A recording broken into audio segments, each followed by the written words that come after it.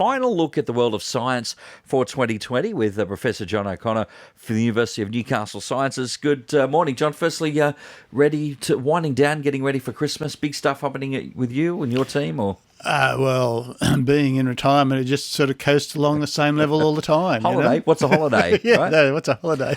Today we're sort of heading into the stars, and we're kind of looking at a quote-unquote, a bit of a Christmas star effect that's happening. Yeah, actually, the heavens have really lit up for us at this time of year. There's a couple of things coming up. The biggest one is that if you look up in the sky just after sunset, Saturn and Jupiter are gradually coming closer and closer together until around the 21st, 22nd. They'll get so close that with the naked eye you can't tell them apart. So it looks as if they've merged together. Of course, in reality, they're millions of miles apart.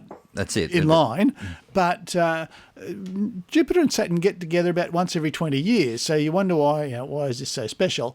They don't orbit in the same plane, and so they don't always get this close together. And depending on which expert you listen to, this is the closest in either 400 or 800 years. So it's a pretty special event, these two coming together. I think if in ancient times people might have thought this was a great omen or a bad omen, Jupiter actually was, the chief of the gods in one civilization. So something happening with Jupiter would be seen as something special. You would think so, yeah. And so get out there just after sunset. You'll see them on the western horizon, they're sitting, tracking on behind the sun. Jupiter's pretty bright. And in fact, it's probably worthwhile going out and seeing it before they look to emerge. So like tonight, it's been happening over the last few weeks, but go out and have a look at it. You'll see they're getting closer together. And by about the 21st or the 22nd, you won't be able to tell the difference. I'm going to take a punch on that we maybe give today a miss with all the cloud cover, but we'll certainly get a chance in the next 8 to 10 days. So, you say that they're not always on that same plane, and it's just that fact that they really line up together. I mean, how far apart distance-wise are we talking those destinations from where we stand? Well, roughly. Well, it's what, about 160 million kilometres from the Earth to the Sun. Yeah. And it's more than that between Jupiter and Saturn. So it's a long way. It's just fortunate that they're in line rather than, they're certainly not going to crash together and certainly in no time in a hurry. But your comment about the clouds is an important one. There seems almost, I've seen in the past, every time I talk about an astronomical event, the clouds ruin us. And in fact, they'll ruin it for us tomorrow too, because there's actually a good meteor shower which occurred this morning and tomorrow morning. It starts around, in fact, tonight, it starts about a bit after 9:30 in the northeast, and its peak will be about 2 o'clock. This morning would have been the best night, but of course, the clouds up there. There's a chance if the clouds clear that you can see it tomorrow morning. So there's another light show for us.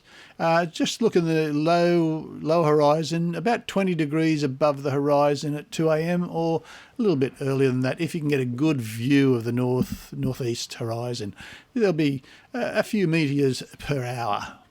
And where are we suggesting these might be floating from? Sorry? These are left over from one of the comets that have come through in the past. So what they do is, as they come through, they shed small particles, and these come in times later as meteor showers. So, things like Halley's Comet and the other comets that have come through, they shed this stuff, and it comes through as a shower in subsequent years. So each year we get this shower, which has come from past comets. So it's a bit of a shame, though, with these events happening at the moment with all the cloud cover. But I guess, John, if we don't sort of find a nice spot to see them, another 20 years, right? Well, 20 years' time, yes, they'll be close-ish together. Actually, they won't be too bad in 2080 if you're around then. They'll be pretty close in 2080. You're not optimistic. Well, that's 60 years away. Yeah. From 104? Maybe. I think you have a better chance than me. Just a little one. All right, John, a couple of things just to look up into the skies for, minus the cloud cover, of course, over the next couple of days. As always, thank you for another great year of science and technology with us, mate. We appreciate your efforts, and have a great Christmas, and we'll do it all again for 2021.